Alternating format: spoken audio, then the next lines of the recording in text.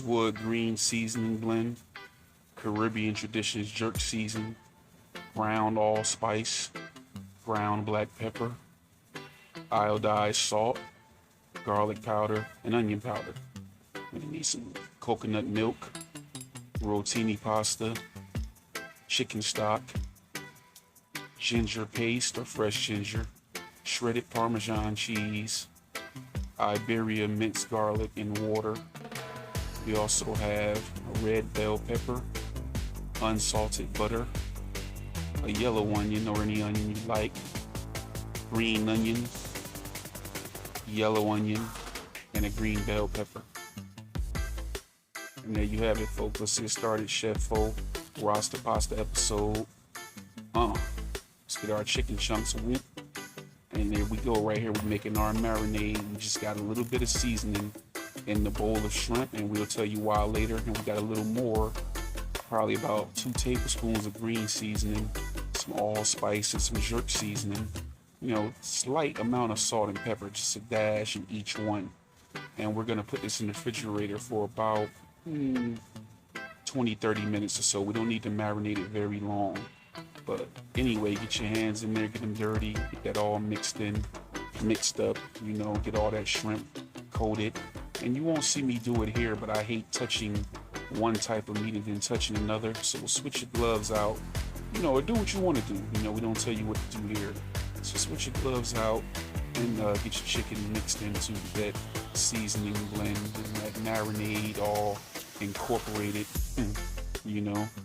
And we'll get ready to cut our veggies. As you can see, it's a little behind the scenes Chef Fo action right here. You see that? Getting everything together for our little ninja swipe we do every episode like we just did with the chicken. Wow! Look at that island vibes right there, the red, the yellow, and the green. This is why they call it Rasta Pasta, and I guess because it got some jerk and allspice on it, but I don't see it in too many Jamaican spots. Run that water, get that nasty out them dishes. You know, stop being nasty. Get your dishwater ready. So right here we got about 2 tablespoons of unsalted butter, and probably about 3 tablespoons, 2.5 to 3 tablespoons of olive oil. You want to get your skillet or whatever you're cooking with coated, that well coated at the bottom. And this mixture right here is what we're going to use to saute our onions and peppers and brown our meat. As you can see here, I'm adding a few of our diced marinated chicken, boneless chicken breast pieces that have been removed from the fridge after marinating for 20 to 30 minutes. Now you get these as dark as you want to get them. You guys know how I feel about that. You don't want to cook them all the way. You just want to get a nice little cook on them. You know, as you can see me flipping them over. If you want to leave them down longer, be my guest, but this is good enough for me. You know? So we ended up with one batch and another smaller batch, you know. So here we are here flipping them over, and there's our significantly smaller batch. As you can see, that fond, that glaze starting to surface on the bottom of that skillet.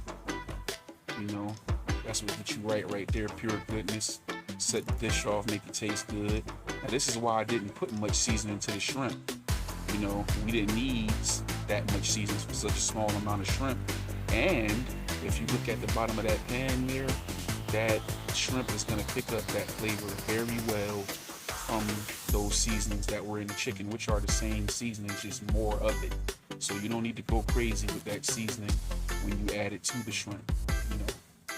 So make sure you squeeze those in, get those all in, save yourself some time, get a nice little glaze and brown on those as well. Chef Fo Rasta Pasta, Chef Fo channel. Look at that. See that? I like that color on those. Look at that color on those. All the way live and official. Chef Fo Rasta Pasta. Y'all ain't getting nothing to eat, man. You're not getting nothing. You're not getting nothing to eat. Y'all ain't getting nothing to eat, man. So let me stop doing y'all like that. Yeah, we coming along pretty good. Another quick and easy recipe, man, for y'all. Anybody can do it. So we done with that. We pull that out and look at that. Look at all that on the bottom there. So I put like probably about a tablespoon of olive oil in there. Spread that around. And we're gonna get ready to saute our veggies here. Start with our onion. And you want to saute these onions for a couple minutes, just so they start to soften a little bit.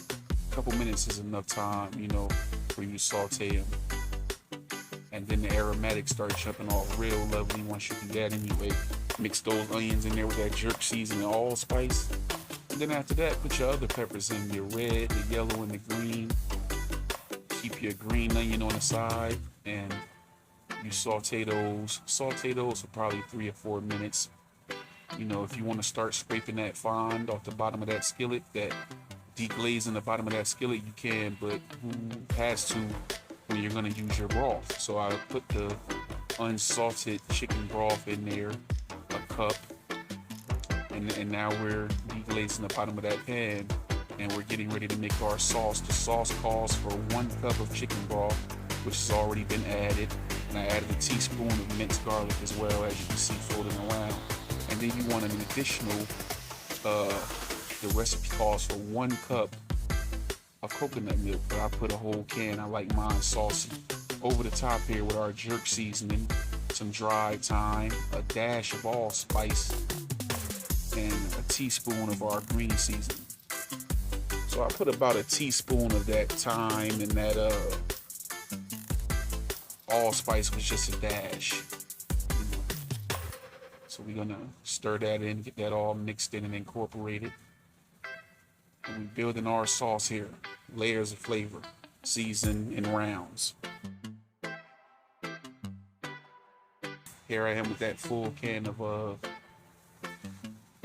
coconut milk that I added in little by little. Now some people use heavy whipping cream, you know, or whatever type of dairy milk, heavy whipping cream that they want to, but I opted to use coconut milk. I like the flavor of coconut milk. So just add that in little by little, stirring it up. And you'll see as we cook why I opted to choose the entire can. I like mine a little saucy. I see some people make Rasta Pasta and it looks a little bit dry because that cheese will tighten up that sauce really quick and it'll seem dry. You know, add your little bit of green onion. I would say it's probably about 1.5 tablespoons worth of it into the mix. Stir that in. Another layer of flavor. Great addition to the dish. You can add your meat, all your meat juices back in there as well. All that. Chef Rasta Pasta back over the top with the cooked shrimp. And I did set aside 5 shrimps for the plate presentation at the end of this video. So get those all down in the pool, you know, as good as you can, you know. Now we put our pasta water on. You only want to cook the pasta until it's al dente. You don't want to cook it all the way. So as you see, I just added a little bit of cheese. I'm adding the cheese in small amounts into this dish because I don't want my sauce to get too thick too fast, which I see a lot of people do. So this is about 2/3 of a 1-pound box of rotini pasta.